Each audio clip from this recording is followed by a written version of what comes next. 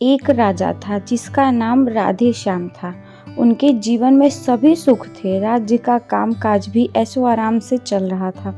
राजा के नैतिक गुणों के कारण प्रजा भी बहुत प्रसन्न थी और जिस राज्य में प्रजा खुश रहती है वहाँ की आर्थिक व्यवस्था भी दुरुस्त होती है। इस प्रकार हर क्षेत्र में राजा का प्रवाह अच्छा था। इतने सुखों के बाद भी राजा दुखी थे क्योंकि उसकी कोई संतान नहीं थी। यह गम राजा को अंदर ही अंदर सताता था। प्रजा को भी इस बात का बहुत दुख था। वर्षों के बाद राजा की यह मुराद पूरी हुई और उसे एक पुत्र की प्राप्ति हुई। पूरे नगर में कई दिनों तक जश्न मना। नागरिकों को राजमहल में दावत दी गई। राजा की इस खुशी में प्रजा भी झूम रही थी। समय बीतता जा रहा था। राजकुमार का नाम चंदन रखा गया। पूजा पाठ एवं इंतजार के बाद राजा को संतान प्राप्त हुई थी, इसीलिए उसे बड़े लाड प्यार से रखा जाता था। लेकिन अति किसी बात की अच्छी नहीं होती। अधिक लाड के ने चंदन को बिगाड़ दिया।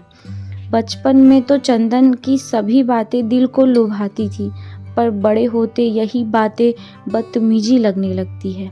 चंदन बहुत ज़्यादा जिद्दी हो गया था। उसके मन में अहंकार आ गया था। वो चाहता था कि प्रजा सदैव उसकी जय जयकार करे। उसकी बात न सुनने पर वो कोलाहल मचा देता था। बेचारे सैनिक को भी वो पैर की जूती ही समझता था। आए दिन उसका प्रकोप प्रजा पर उतरने लगा था। वो खुद को भगवान के समान पूजना देखना चाहता था।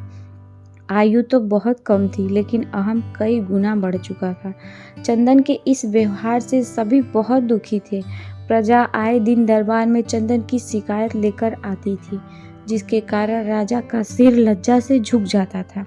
यह एक गंभीर विषय बन चुका था। एक दिन राजा ने सभी खास दरबारियों एवं मंत्रियों की सभा बुलवाई और उसमें अपने दिल की बात कही कि वे राजकुमार के इस व्यवहार से अत्यंत दुखी हैं। राजकुमार इस राज्य का भविष्य है। अगर उनका व्यवहार यही रहा तो राज्य की खुशहाली चंद दिनों में चली जाएगी। दरबारी ने राजा को सांत्वना देते हैं।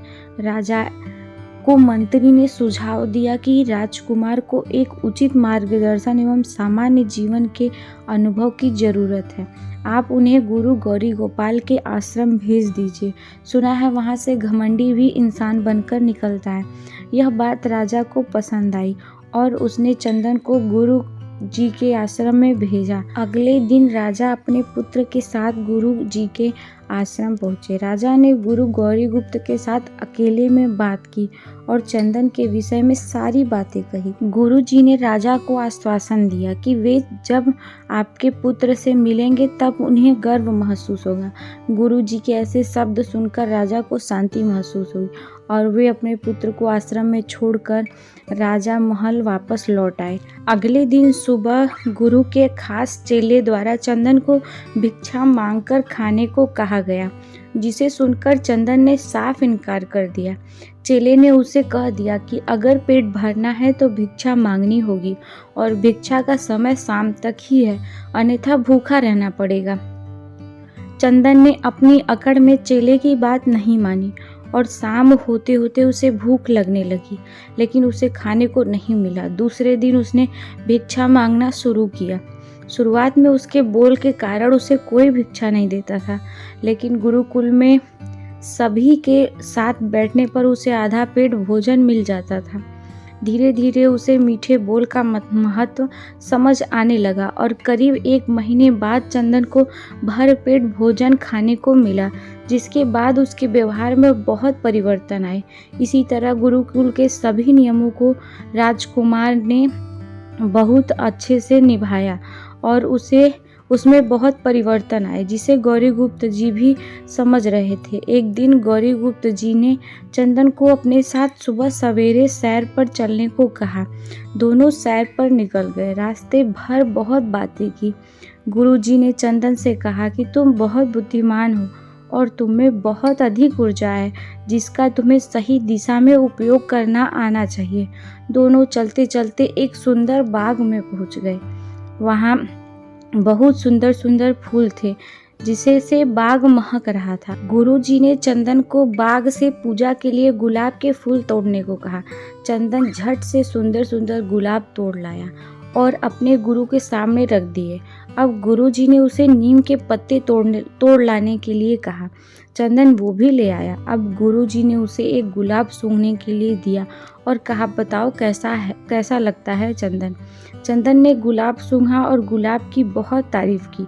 फिर गुरुजी ने उसे नीम के पत्ते चखकर उसके बारे में कहने को कहा। जैसे ही चंदन ने नीम के पत्ते खाए उसका मुंह कड़वा हो गया और उसने उसकी बहुत बुराई की, बहुत निंदा की और पीने का पानी ढूंढने लगा। चंदन की यह दशा देख गुरुजी मुस्कुरा रहे थे। पानी पीने के बाद चंदन को राहत मिली। फिर उसने गुरुजी से हंसने का कारण पूछा। तब गुरुजी ने उससे कहा, जब तुमने गुलाब का फूल सूंघा तो तुम्हें उसकी खुशबू बहुत अच्छी लगी और तुमने उसकी तारीफ की, लेकिन जब तुमने नीम की पत्तियां खाई तो तुम्हें वो कड़वी लगी और तुमने उसे थूक दिया और उसकी निंदा की।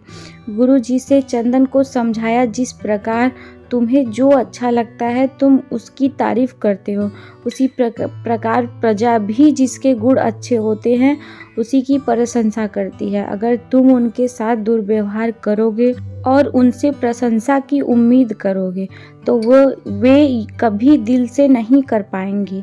इस प्रकार जहाँ गुण होते हैं वहाँ प्रशंसा होती है।